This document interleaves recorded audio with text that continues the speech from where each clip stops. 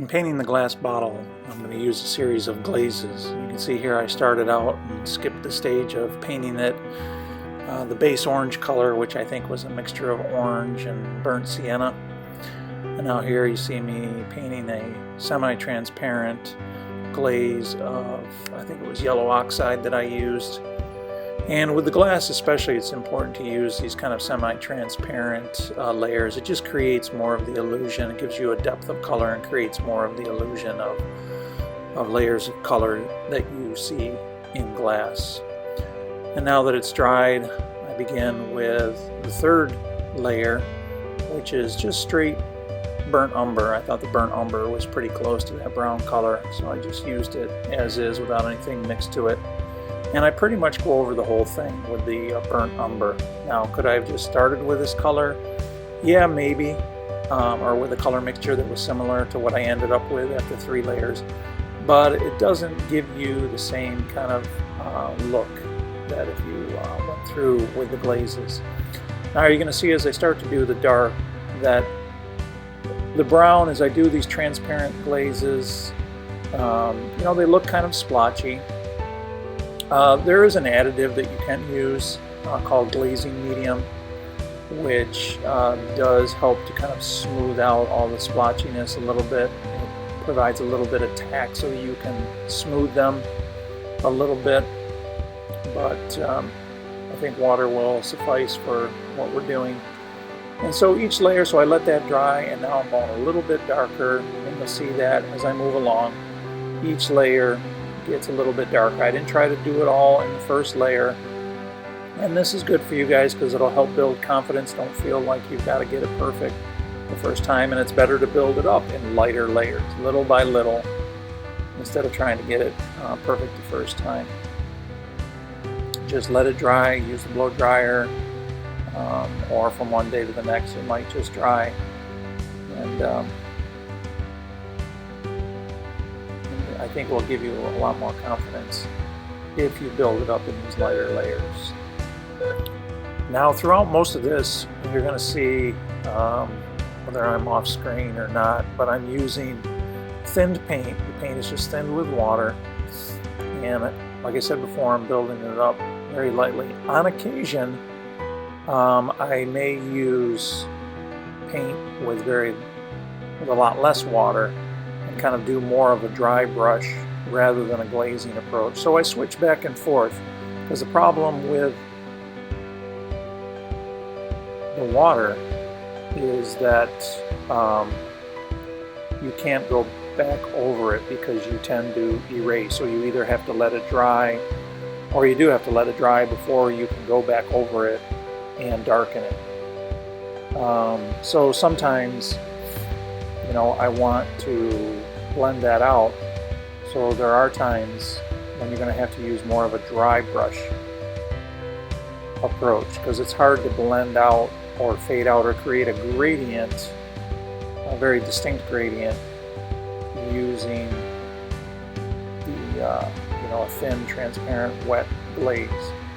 It's easier to get those gradients using more of a dry brush.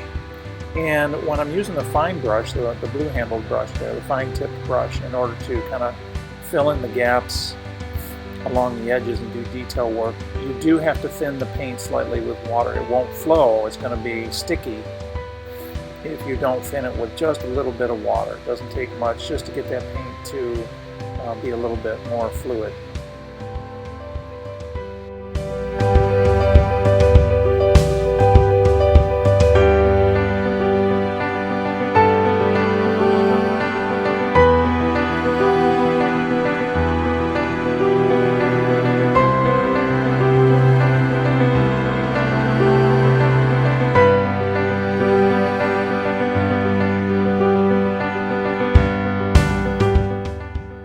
In this area here, you're going to see me use kind of the side of the brush. I'm doing a thin glaze, but to spread it out a little bit wider, I use the side of the brush rather than the tip of the brush. So that's another technique that you'll find useful sometimes as well. Now as I paint along the top rim of this cup, I don't know if you can see my fingers down there in the lower right hand corner.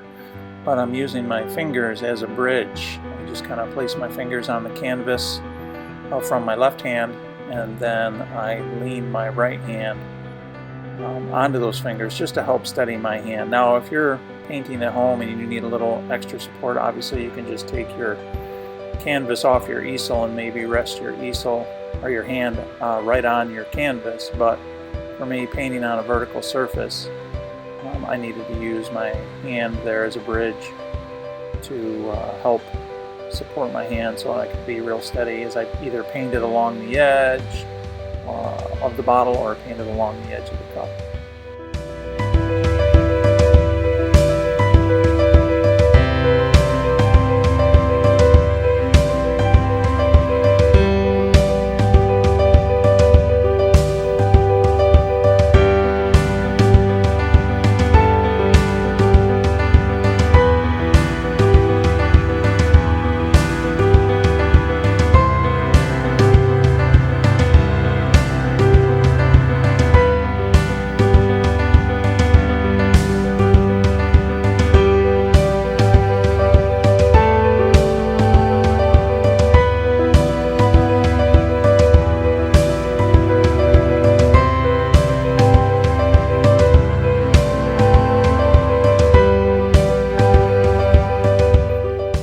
Doing the final touches here. I'm going to add the highlights, but first you have to put kind of a thin transparent glaze of white. You kind of have to broaden or brighten the area around the highlight a little bit. It all depends on exactly. You don't want to just slap a white dot on there. You need to make sure that the area behind the highlight is brightened a little bit. Sometimes there is just like a white dot on this when there's a small little area, especially up near the top where it's a very short arc and it bends real quickly and you just get that bright highlight hitting it.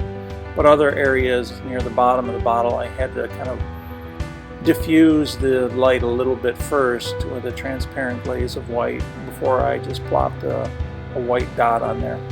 And you also need to make sure that your shading has created sort of a highlighted area. You can see this area of the bottle, it's got a lot of orange there, not as much brown. And I even thought that it needed to be brightened a little bit, so now I'm even going back over the brown with a semi-transparent glaze of orange. I'm trying to brighten that area a little bit to make that highlight more believable.